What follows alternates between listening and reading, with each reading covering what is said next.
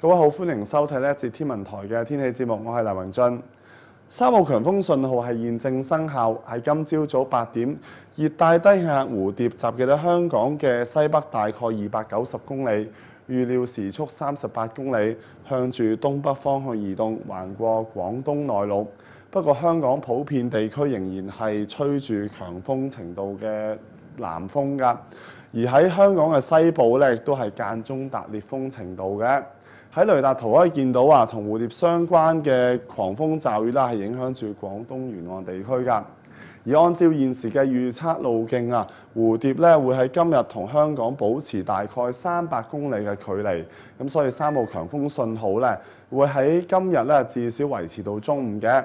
而之後啊，預計咧蝴蝶咧係會逐漸遠離啦，同埋係減弱㗎。咁天文台會視乎本地嘅風力變化啦，同埋蝴蝶嘅減弱程度咧，考慮改發1號戒備信號啦，或者係以強烈季候風信號取代熱帶氣旋警告信號㗎。而香港嘅天氣方面啦，預計咧會係吹清勁至強風程度嘅南至到西南風，初時高地咧係會間中達烈風程度，下午嘅風勢係會逐漸緩和㗎。咁天氣方面咧，會係大致多雲啦，間中有狂風驟雨同埋雷暴。而下午咧，驟雨係會逐漸減少嘅。最高氣温啦，大概係31度，海咧係會有大浪同埋湧浪㗎。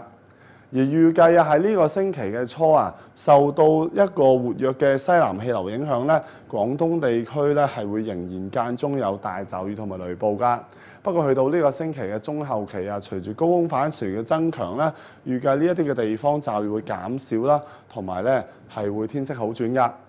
香港嘅天氣展望方面啊，預計喺星期一同埋星期二咧，天氣仍然都係唔穩定啦，雨勢有時都會幾大下㗎。而去到呢個星期中後期啦，天色係會好轉，驟雨會減少㗎。天氣講到呢度啦，下次見。